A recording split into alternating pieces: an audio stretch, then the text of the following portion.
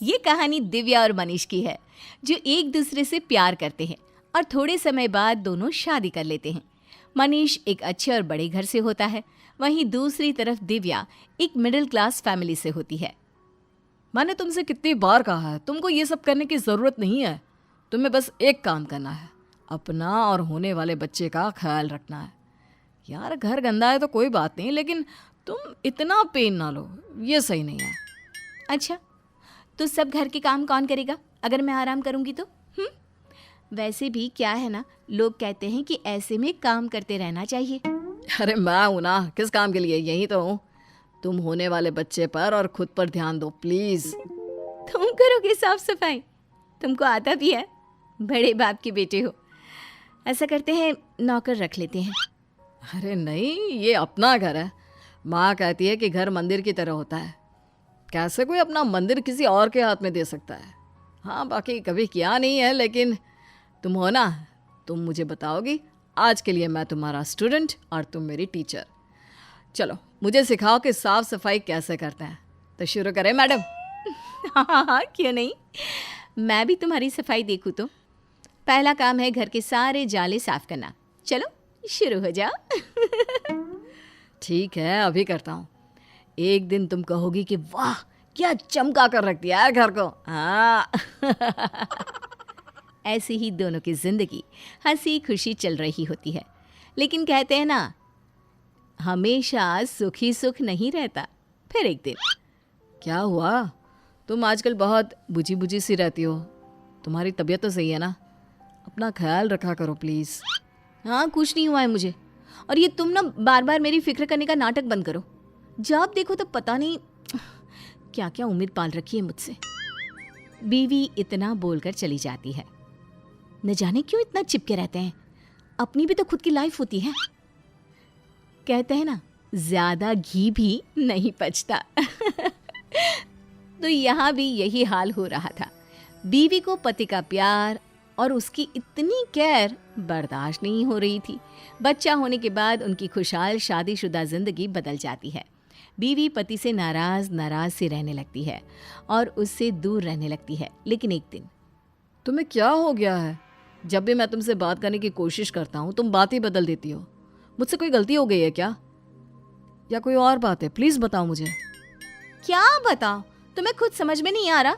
मैं तुमसे दूर रहना चाहती हूँ। तुम्हारा यहाँ रहना मुझे बिल्कुल पसंद नहीं। और ये तुम्हारा झूठ मूठ का दिखावा कि तुम मेरी परवाह करते हो, मुझे बिल्कुल पसंद नहीं है। ये तुम क्या बोल रही हो? मैं तुम्हारी सच में परवाह करता हूँ। और तुम्हें हो क्या गया है? तुम पहले तो ऐसी नहीं थी, अब ऐसा क्या हो गया? I really care for you. अरे तुम्हें कैसे पता चलेगा? तुम एक अमीर घर में जो पैदा हुए हो, तुम हम जैसे गरीब घर के लोगों की परेशानी नहीं समझ पाओगे। तुम्हें क्या लगता है मैंने तुमसे शादी इसलिए की क्योंकि मैं तुमसे प्यार करती हूँ? नहीं जनाब, इसलिए ताकि एक दिन मैं तुमको बर्बाद कर सकूं। लेकिन ऐसा क्यों? जिंदगी में ऐसा क्यों होता है कि किसी इंसान को सब कुछ मिले और किसी को कुछ भी नहीं? सबको सब कुछ बराबर मिलना चाहिए ना। इसलिए जिस तरह मैंने दुख देखा है गरीबी का, उस तरह तुम भी देखोगे। इसलिए मैं आज कहती हूँ कि मेरे घर से निकल जाओ। अब इस घर में मेरे घर वाले रहेंगे। ये तुम क्या बोल रही हो? तुम कब इतनी बदल गई? मैं उन लोगों के लिए घर ले देता हूँ ना। क्यों, भिखारी हैं क्या हम? वैसे भी मेरे माँ बाप को मैंने वादा किया था कि उन लोगों को ऐसे गरीबों वाली जिंदगी नहीं जीने दूंगी। अब ये घर मेरा है, मेरे माँ पापा रहेंगे यहाँ। बीवी की ये बात सुनकर पति का दिल टूट जाता है और वो घर छोड़कर चला जाता है। बीवी अपने माँ बाप को अपने घर ले आती है। माँ पापा, बहुत जी ली आपने वो गरीबों वाली जिंदगी, अब आपकी बारी है अमीरों वाली जिंदगी जीने की। लेकिन बेटा, इसके लिए जमाई जी को घर से बाहर निकालने की जरूरत नहीं थी। उनको भी रहने देती। आखिर वो मुन्ने के बिना कैसे रहेंगे? मुन्ने के लिए भी तो पापा जरूरी है ना। क्यों नहीं रहेंगे? जैसे हम रह रहे थे पैसे के बिना। मुन्ना वुन्ना तो होता रहता है। और हाँ माँ, मैं नहीं भूली वो वक्त जब उसकी फैमिली ने मिलकर आप सब लोगों की बेइज्जती की थी और ये बस चुपचाप खड़ा था। मैं भी देखती हूँ आज ये लोग अपने बेटे को गरीब बेबस देखकर कैसा महसूस करते हैं। इनको भी तो पता चले एक गरीब की जिंदगी कैसी होती है। लेकिन बेटा, उसने फिर भी अपने परिवार के खिलाफ जाकर तुझसे शादी की, क्या ये तुझे याद नहीं? नहीं नहीं बेटा, एक सच्चे इंसान के साथ गलत नहीं होना चाहिए। पापा, आप दोनों को क्या हो गया है? आप दोनों उसकी साइड क्यों ले रहे हो? अब उसकी बात करना बंद करो और आराम से यहाँ रहो। वैसे भी जिसके साथ जो होना चाहिए वही होता है। कुछ दिनों बाद, माँ ये आपने कैसे कपड़े पहने हुए हैं? मैंने आपसे कितनी बार कहा है, अब आप किसी छोटे से घर में नहीं बल्कि इस बंगलों में रहती हैं। पता है, आज आपकी वजह से मुझे अपने दोस्तों के सामने शर्मिंदा होना पड़ा। क्या? मैंने तुझे शर्मिंदा किया? बेटा, ये मैं नहीं हूं जो तू मुझे बनाना चाहती है। मतलब? अरे माँ, कैसी बात कर रही है? और पापा, आपसे कितनी बार कहा है कि ये सारे काम नौकरों के हैं, ना कि आपके। तो आप बार बार क्यों करने लगते हो? मुझे तो समझ में नहीं आता कि आप दोनों को ये सारी बातें समझ में क्यों नहीं आती। आपको मैं झोपड़ी से उठाकर यहाँ तो ले आई, लेकिन आपके काम और आदतें वही लोअर मिडिल क्लास लोगों वाली। क्योंकि बेटा, हम वही है। आदमी चाहे कितना भी ऊंचा उड़ ले, आना तो उसे जमीन पर ही होता है। नहीं बेटा, ये जिंदगी हमें रास नहीं आ रही है। भिखारी हो तुम लोग, और पूरी जिंदगी भिखारी ही रहना। कुछ नहीं कर सकते तुम लोग, समझे? न जाने कैसे भिखारी घर में पैदा हो गई मैं। क्या बोल रही है बेटा? न माँ पिता की इज्जत, न पति से प्यार। अरे बेटा, तू उनकी बात कर रही थी, लेकिन आज तू खुद को देख, तू भी उनसे कम नहीं है। कल उन लोगों को हम पर शर्म आती थी, आज तुझे भी आ रही है अपने गरीब माँ बाप पे शर्म। तू अमीर होकर बिल्कुल उन अमीरों जैसी बन गई, इसलिए अब हम तुम्हारे साथ नहीं रह सकते। तुझे ही मुबारक हो तेरे ये पैसे। हम गरीब हैं लेकिन मजबूर नहीं। अच्छा हुआ दामाद जी पहले ही चले गए, नहीं तो वो तुम्हारा ये रूप देखकर पछताते कि उन्होंने किस लड़की से प्यार किया। अरे तुमने उस लड़के को ही नहीं छोड़ा जिसने दिन रात तुम्हारा ख्याल रखा, तुम्हारे बुरे समय में तुम्हें सहारा दिया। तुमने ऐसे लड़के को इतने दुख दिए अपने बदले के लिए। तुमने यह भी नहीं सोचा कि कैसा लगा होगा उसे, कितना दिल दुखेगा उसका। हम नहीं चाहते हमारे साथ भी कुछ ऐसा हो, इसलिए हम यहाँ से जा रहे हैं। इतना बोलकर माँ बाप चले जाते हैं और अब दिव्या को अपनी गलती का एहसास होता है। ये कहानी रिया की है, जो कि एक बड़ी बिजनेस विमेन है। उसको किसी के दर्द से कोई फर्क नहीं पड़ता, उसके लिए अपने काम से बढ़कर कुछ नहीं। ये क्या बना रखा है? ये खिलाओगे तुम उनको? माफ करना छोटी मालकिन, मैं फिर से बना देता हूँ। अरे क्या हुआ बहू, क्यों चिल्ला रही हो इन पर इतनी सुबह सुबह? अब क्या कर दिया इन्होंने? मम्मी जी, अभी दोपहर को मेरे बहुत ही इंपॉर्टेंट गेस्ट आने वाले हैं और इनका खाना ऐसा है बेस्वाद। अगर ये खाएंगे तो क्या सोचेंगे? इनको अभी के अभी नौकरी से निकाल दो। मुझे ऐसे लोग काम पर नहीं चाहिए जिनको ठीक से काम करना नहीं आता। अरे लेकिन बहू, ये बहुत सालों से हमारे लिए काम कर रहे हैं, ऐसा कैसे निकाल दे? हाँ मेम साहब, मुझे नौकरी से मत निकालिए, मैं अच्छे से काम करूँगा, आपको शिकायत का कोई मौका नहीं दूंगा। मैंने एक बार जो बोल दिया सो बोल दिया। जल्दी से कोई नया शेफ ढूंढ कर लाओ। अगले दिन ऑफिस में, ये सब क्या है? अभी तक ये काम पूरा क्यों नहीं हुआ है? मैम, वो क्या? किसको दिया था मैंने ये काम? उसको अभी मेरे सामने बुलाकर लाओ। जी मैम। मैम, वो सर्वर में थोड़ी दिक्कत आ गई थी। किसके? तुम्हारे या कंप्यूटर के? वो मैम, बात यह है कि जितना वक्त तुम आज मुझे समझाने में जाया कर रहे हो ना, उतना वक्त अगर तुमने कल इस काम को करने में किया होता तो आज ये पूरा हो जाता।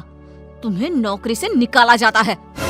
मैम प्लीज ऐसा मत करिए, मेरे छोटे छोटे बच्चे हैं, अगर मेरी नौकरी चली गई तो। ये सब तुमको ऐसा काम करने से पहले सोचना चाहिए था। मैम मुझे एक मौका और दीजिए, मैं अभी पूरा करके लाता हूँ। ये जो मौका था, यही तुम्हारा आखिरी मौका था जो तुमने गंवा दिया। मैं और कुछ नहीं सुनना चाहती। मेरी कंपनी में तुम जैसे कामचोरों के लिए कोई जगह नहीं है। तुम्हें इस नौकरी से निकाला जाता है। शाम को घर पर, मैंने सुना आज तुमने फिर किसी को नौकरी से निकाल दिया। अरे हमारी पॉलिसी है ना, हमारी कंपनी लोगों के इमोशंस का भी ध्यान रखती है। इमोशन विमोशन कुछ नहीं होता। कमजोर होते हैं वो लोग जो ऐसे काम करते हैं। और नौकरी से निकाल दिया तो इसमें कोई नई बात नहीं। जिस तरह घर को साफ करने के लिए गंदगी बाहर फेंकनी पड़ती है, उसी तरह कंपनी को आगे बढ़ाने के लिए यूजलेस लोगों को कंपनी से बाहर निकालना पड़ेगा। तुम लोगों की तुलना गंदगी से कैसे कर सकती हो? जिस स्पीड से तुम लोगों को निकालती हो, मुझे डर है कि किसी दिन कंपनी के सभी लोग ही ना निकल जाए। फिक्र मत करो, ऐसा कभी नहीं होगा। ऐसी बड़ी कंपनी में काम करने के लिए लोग तरसते हैं। जिनको नौकरी लग जाए वो खुशी से पागल हो जाते हैं। तो ऐसी कंपनी कभी खाली हो ही नहीं सकती। वैसे भी मुझे किसी की इमोशन से कोई लेना देना नहीं है। लेकिन बहू, तेरे स्वभाव को देखकर लगता है कि जरूर खाली होगी। अरे बहू, लोगों को दर्द होता है तो ये क्यों नहीं समझ पाती है? मम्मी जी, आप कब आई? आपको क्यों ऐसा लगता है? दर्द वर्द कुछ नहीं होता। कम से कम मैंने तो इस दर्द नाम की चिड़िया को कभी फील ही नहीं किया। क्योंकि बहू तू दूसरों की भावनाओं की कदर नहीं करती। दूसरे क्या सोच रहे हैं, क्या कर रहे हैं, वो क्यों नहीं कर पा रहे हैं, किसी की परवाह नहीं करती। ऐसा नहीं होता बहू। तो मम्मी जी, आप कह रही हैं कि मैं दूसरों के पर्सनल कामों के लिए अपना काम रोक दूं और उनसे उनका दुखड़ा सुनूं? हाँ बताओ भाई, क्या हुआ? नो वे। नहीं बेटा, मेरा मतलब ये है कि तू बस एक गलती होने पर लोगों को काम से निकाल देती है। ये भी नहीं सोचती कि अगर उसे काम से निकाल दिया तो उसका घर कैसे चलेगा, वो अपने बच्चों की फीस कैसे भरेगा। मम्मी जी, आपका मतलब है वो कितनी भी गलती करे मैं उनको माफ कर दूं और वापस ले आऊं? मम्मी जी, अगर मुझे ऐसा ही करना होता तो मैं कंपनी नहीं खोलती, कोई धर्मशाला खोलती, ताकि जिसका जब मन करे आए और जब मन करे जाए। माँ का वो मतलब नहीं है। माँ बस इतना बोल रही है कि अगर वो गलती करते हैं तो उनको डांट लिया करो, समझा दिया करो। लेकिन नौकरी से निकालना बहुत ज्यादा नहीं हो गया? मम्मी जी, आपको भले ही ऐसा लगता हो, लेकिन मैं इतनी बड़ी कंपनी ऐसे ही नहीं चला रही हूँ। ऐसे बहुत देखे मैंने और मैं ये अच्छी तरह जानती हूँ कि ये कैसे सुधरेंगे। इसलिए आप चिंता मत कीजिए और आप प्लीज मेरे कामों में दखल मत दीजिए। मुझे अच्छी तरह पता है कि मैं क्या कर रही हूँ। एक दिन अचानक से रिया की बेटी की तबीयत बहुत खराब हो जाती है और रिया कंपनी की जरूरी मीटिंग छोड़ देती है। बहू, तू यहाँ क्या कर रही है? तेरी तो बहुत जरूरी मीटिंग थी ना? मम्मी जी, आप ऐसे समय में मीटिंग की बात कैसे कर सकती हैं? और मेरी बेटी कहाँ है? क्या हुआ है उसको? डॉक्टर ने क्या कहा? यूं अचानक से बेहोश कैसे हो गई? उसका बीपी लो हो गया था, जिसकी वजह से वो चक्कर खाकर गिर पड़ी और उसको थोड़ा बुखार भी है। अच्छा हुआ, कोई ज्यादा घबराने वाली बात नहीं है। मैं तो डर ही गई थी। और बहू, तेरी मीटिंग, उसका क्या हुआ? तुझे तो भारी नुकसान हो गया होगा। होने दीजिए मम्मी जी, मेरे लिए इस वक्त मेरी बेटी से बढ़कर कुछ भी नहीं है। ऐसी मीटिंग्स तो फिर आती रहेंगी। लेकिन बहू, कुछ दिनों पहले तुमने ही कहा था कि किसी के निजी काम के लिए तुम्हारा काम नहीं रुकेगा। तो फिर ये सब क्या है? मम्मी जी, आपको क्या हो गया है? ये किसी का भी निजी काम नहीं है, ये मेरा अपना निजी काम है।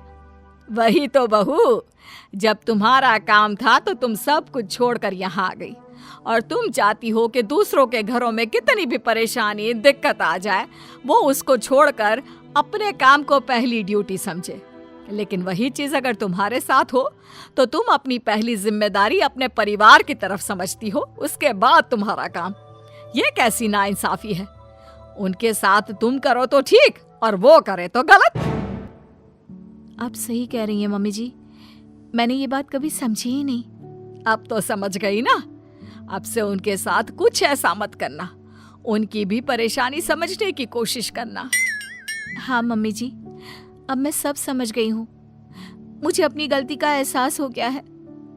शायद सही कहते हैं लोग, जब तक वही दर्द आप खुद ना झेलो तब तक आप दूसरे के दर्द का अनुमान नहीं लगा सकते। मुझे ये देखकर अच्छा लगा बेटा कि तुम्हें बहुत जल्दी अपनी गलती का एहसास हो गया।